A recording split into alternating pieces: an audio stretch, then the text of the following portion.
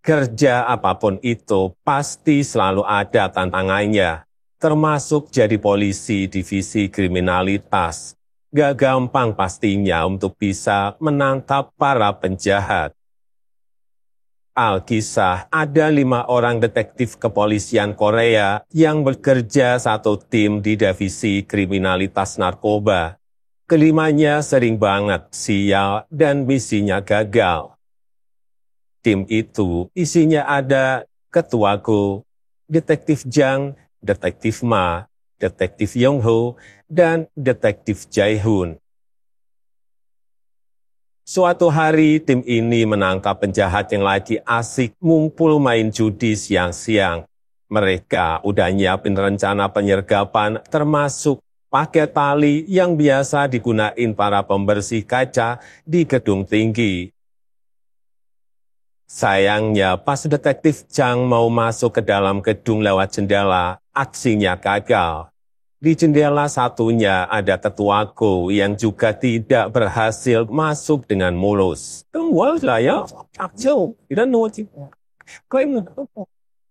Para penjahat yang melihat aksi polisi-polisi ini cuma bisa geleng-geleng kepala. Para penjahat pun mengatakan, harusnya kalau sudah susah payah bikin rencana, mereka bisa menerobos masuk dengan keren seperti di film di Barat. Ketua Gu pun menjawab kalau mereka terpaksa harus berhemat karena terbatasnya anggaran.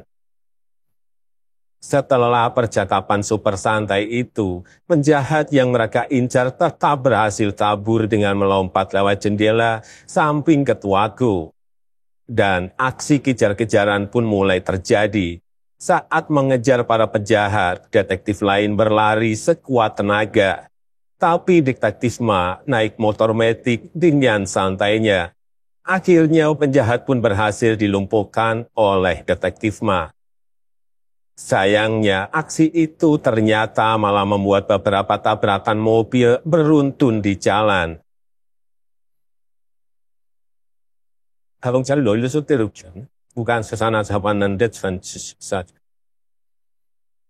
Meski tidak ada korban jiwa, mereka tetap kena omel pimpinan mereka karena membuang banyak anggaran untuk ganti rugi, padahal hanya menangkap penjahat kelas teri.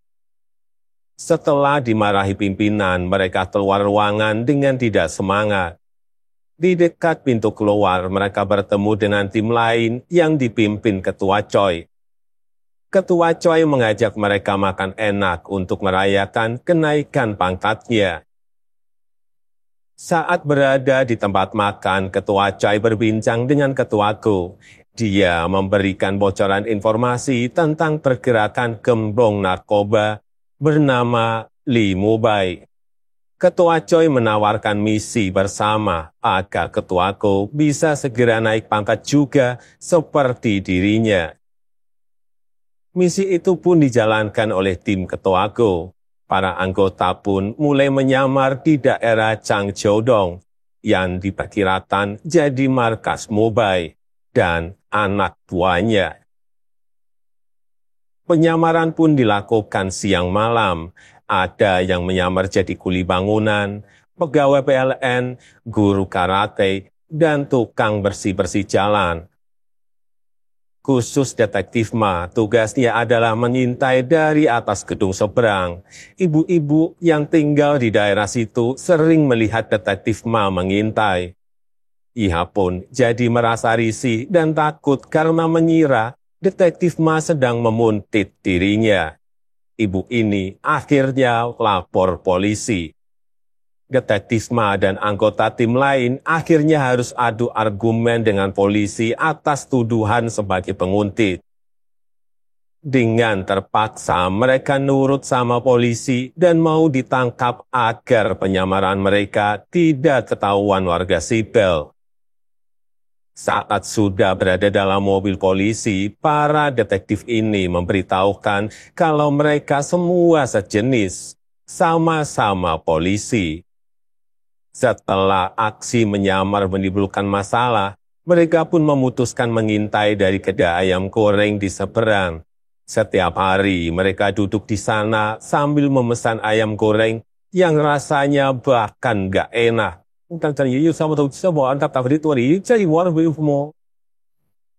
Saking parahnya rasa ayam gorengnya dijual di situ, hanya mereka satu-satunya pengunjung yang datang selama seminggu berturut-turut.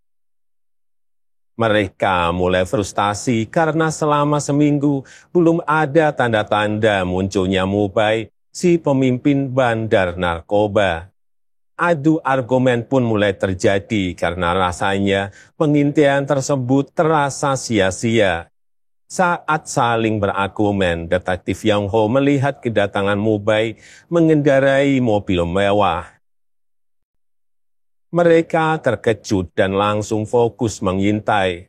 Tiba-tiba penjual ayam goreng menegur tingkah mereka yang aneh dan terlihat seperti anak kecil sedang bermain. Perhatian mereka pun jadi teralihkan sebentar karena penjual ayam goreng itu. Dan saat kembali mengintai, Mubay sudah tidak ada. Mereka pun mulai memikirkan strategi untuk mendapatkan informasi.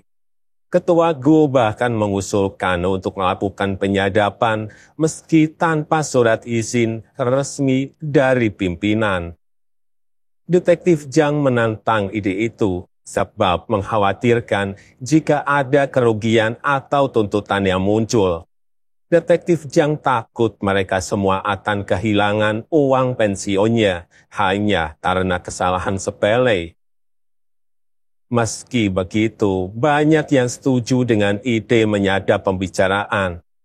Dan tepat saat mereka berdiskusi di mana caranya bisa masuk ke dalam sana, terlihat seorang pengendara motor berhenti di depan gedung, lalu masuk ke dalam. Ternyata dia adalah pegawai pesan antar makanan. Mereka merasa ide penyamaran sebagai kurir pesan antar paling masuk akal dilakukan. Mereka pun bertanya pada pemilik kedai ayam goreng, punya layanan pesan antar atau tidak. Pemilik kedai mengatakan punya layanan pesan antar, dan yang sering pesan adalah orang-orang di gedung sebelah. Detektif Yang Ho menawarkan diri sebagai pegawai pesan antar. Tapi ternyata pemilik kedai ayam goreng akan menutup warungnya mulai besok. Ia juga akan menjual warung ayamnya itu karena dirasa tidak lagi menguntungkan. Mereka pun mulai berpikir untuk membeli warung tersebut agar misi pengintaian berjalan lancar. Masalahnya adalah mereka tidak punya uang dan jika menggunakan dana investigasi tidak memungkinkan. Karena diskusi yang buntu, Ketua Go memilih pulang dulu ke rumah. Sampai di rumah ternyata menu makan malamnya adalah opor ayam. Ketua Go rasanya sudah sangat muak dengan ayam karena setiap hari mereka memakannya. Namun meski begitu, dia tetap berusaha menghabiskan makan malam yang disiapkan istri tercintanya. Saat dirinya makan, sang istri ngomel panjang lebar karena suaminya tak kunjung naik pangkat, padahal sudah mendekati masa pensiun. Tepat saat anaknya pulang, sang istri emosinya berada di puncak. Dan akhirnya Ketua Go memilih mengajak anaknya untuk jalan-jalan keluar sebentar. Mereka pun nongkrong berdua di minimarket. Si anak ini adalah ketua kelas di sekolahnya. Ia menceritakan hari-harinya sebagai seorang ketua. Katanya menjadi ketua harus bisa menopang anggotanya ketika kesulitan. Ucapan anaknya itu menjadi motivasi untuk Ketua Go. Keesokan harinya, ia pun mendatangi warung ayam goreng dan membelinya dengan uang pensiunan. Ketua Go mempertaruhkan segalanya untuk misi kali ini. Setelah resmi membeli warung itu, hari-hari mereka pun mulai dihabiskan untuk mengintai dengan serius. warung tidak lagi beroperasi dan dijadikan markas pengintaian. Sialnya, beberapa pengunjung sering tiba-tiba datang untuk makan ayam. Padahal sebelumnya warung tersebut sangat sepi dan tidak pernah ada pengunjung satupun yang datang. Ketua Go pun sangat kesal dan berpikir mereka perlu solusi untuk hal ini. Ketua Go khawatir warga sekitar akan mulai curiga jika mereka terus-menerus menolak pelanggan yang datang. Akhirnya mereka memutuskan untuk benar-benar membuka warung ayam goreng sebagai kamuflase yang sempurna. Memang kadang kita harus curiga ya sama penjual makanan, penjual ayam goreng atau tukang bakso misalnya. Karena bisa aja mereka seorang intel atau polisi yang sedang menyamar.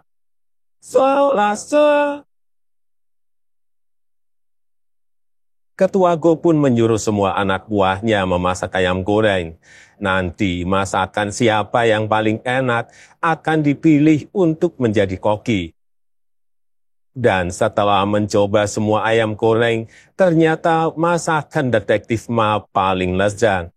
Ketua Ma pun dipilih menjadi koki.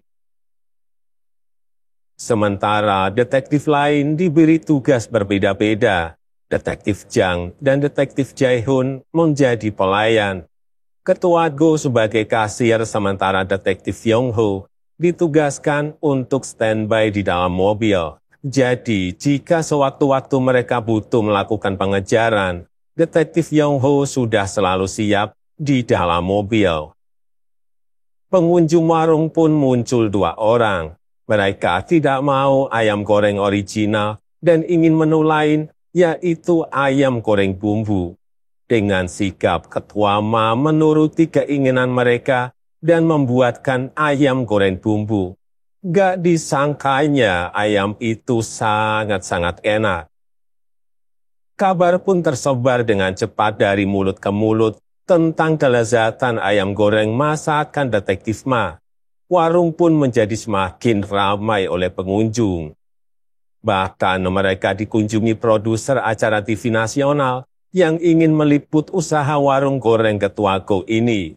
Tentu saja Ketua Go menolak dengan keras, sebab jika itu terjadi, penyamaran mereka bisa terbongkar. Suatu malam, Mubai terlihat muncul di depan gedung yang selama ini mereka intai. Detektif Yong-ho yang selalu standby dalam mobil mengabari teman-temannya lewat walkie-talkie.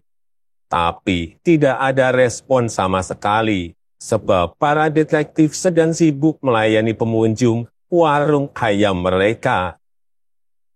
Saat mobil Mubai bergerak, Detektif Yong-ho mengikutinya sendirian. Sampai di persimpangan, ia kehilangan mobil Mubai dan merasa sangat frustasi, sebab tidak ada temannya yang membantu pengejaran sama sekali. Ia pun kembali ke warung lalu mengeluarkan semua emosinya. Tanpa disangka teman-teman detektifnya juga ikutan emosi balik karena lelah seharian mengurus warung ayam. Detektif Yong-ho pun mengingatkan kembali pada mereka bahwa warung ayam ini hanyalah kamuflase. Mereka adalah polisi yang sedang menjalankan misi. Akhirnya solusi yang disepakati adalah mereka akan menaikkan harga ayam menjadi mahal dan tidak masuk akal. Tapi ternyata trik itu tidak berhasil. Pengunjung tetap mau datang dan warung tetap ramai seperti hari sebelumnya. Meski begitu, anehnya para penjahat di gedung seberang tidak pernah memesan ayam mereka. Malamnya, tiba-tiba muncul pesanan delivery ayam goreng ke gedung seberang. Mereka pun segera bergegas menyiapkan pesanan para penjahat itu dan mulai mengantarnya. Saat sampai di depan pintu, yang mereka temukan bukan lagi anggota gembong Mubai. Ternyata yang pesan ayam goreng adalah ibu-ibu yang dulu pernah melaporkan detektif Ma atau polisi atas tuduhan menguntit. Sang ibu mengatakan kalau dialah pemilik gedung ini dan penyewa sebelumnya baru saja pindah. Artinya, mereka kehilangan para penjahat yang sudah diintai selama berbulan-bulan. Sialnya, keesokan harinya, warung ayam mereka muncul di acara TV nasional. Produser yang dulu ditolak ketuaku merasa sakit hati dan akhirnya meliput warung ayam mereka diam-diam. Dalam liputan itu, produser menyebarkan rumor buruk tentang warung ayam mereka. Akhirnya pengunjung pun mulai sepi. Pimpinan polisi yang mengetahui kemunculan mereka di acara TV juga memberi hukuman berupa skors sementara. Di sisi lain, Mubai sebenarnya merasa kesal dengan warung ayam para detektif yang ramai itu. Mereka bahkan terpaksa pindah markas karena banyak orang muncul di wilayah itu karena ingin mengunjungi warung ayam ketuaku. Salah satu anak buah Mubai bernama Jung memikirkan sebuah ide. Jung mendatangi ketuaku sebagai pebisnis dan mengatakan ingin membeli warung mereka sebagai franchise. Jung menyampaikan kalau ingin buka warung di seluruh Korea Selatan. Singkat cerita, kesepakatan pun terjadi.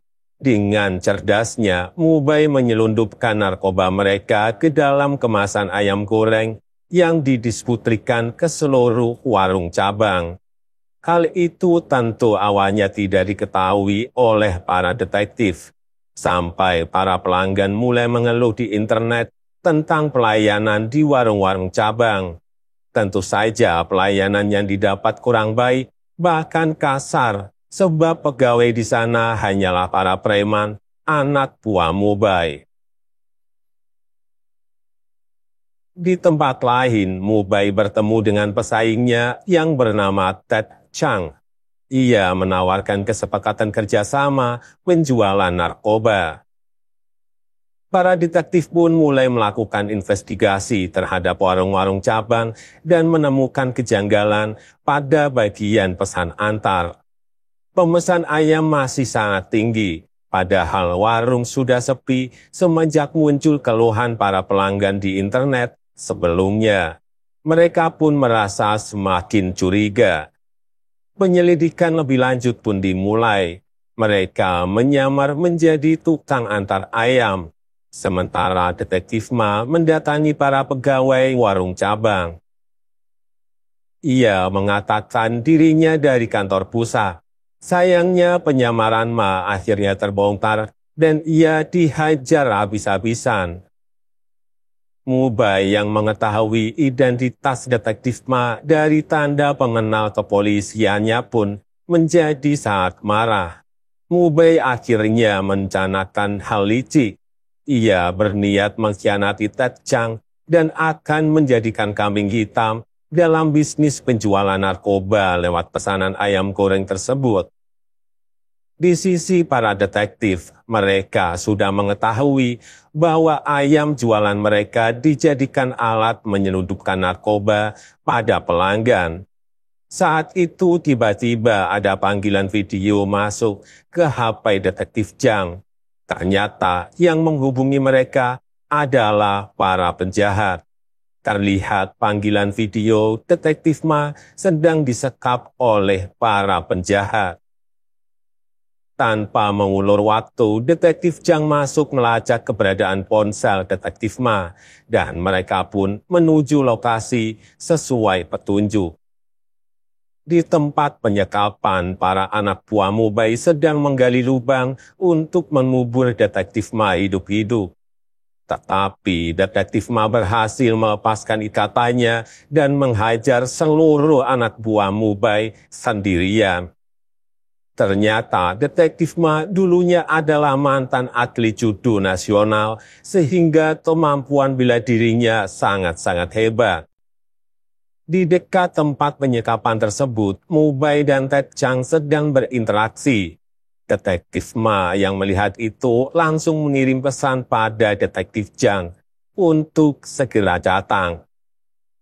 Zhang akan membeli narkoba dari Mubei sesuai kesepakatan. Detektif Ma merasa dia harus bertindak sekarang, sebab jika harus menunggu temannya datang, maka itu akan terlalu lama. Ia pun menyalakan suara sirine polisi dari ponselnya agar para penjahat panik. Ternyata hal tersebut memicu pertarungan dua kubu penjahat. Mubei berusaha menjalankan rencana liciknya dan berniat mengambil semua uang Ted Chang tanpa memberikan barang jualannya.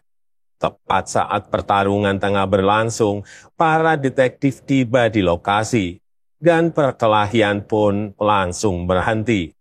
요즘 짝절이 이렇게 걱정. 아무 말이 다 있습니다. Mubei tidak gentar sama sekali, karena lawannya hanya 5 orang detektif kepolisian saja. Akhirnya pertarungan pun terjadi. Dari sinilah diketahui fakta mengejutkan. Kelima detektif ini dijadikan satu tim karena masing-masing dari mereka memiliki kemampuan luar biasa. Detektif Ma adalah mantan atlet judo nasional. Detektif Yong Ho dulunya mantan anggota khusus tentara Angkatan Laut. Detektif Zhang adalah juara Muay Thai se-Asia. Detektif Jae Hoon adalah anggota Liga Bisbol. Anggota bisbol di Korea mendapat latihan yang berat sehingga fisiknya sangat-sangat tangguh. Sementara Ketua Go memiliki julukan zombie yang berpengalaman menangani kejahatan selama 2 tahun lebih. Ia dijuluki zombie karena pernah mendapat luka tusuk sebanyak 12 tusukan. Tapi ia masih hidup dan sehat sampai hari ini. Mubei diam-diam kabur dari area itu menuju kapal yang sudah ia siapkan. Ketua Go yang melihatnya segera mengejar Mubei.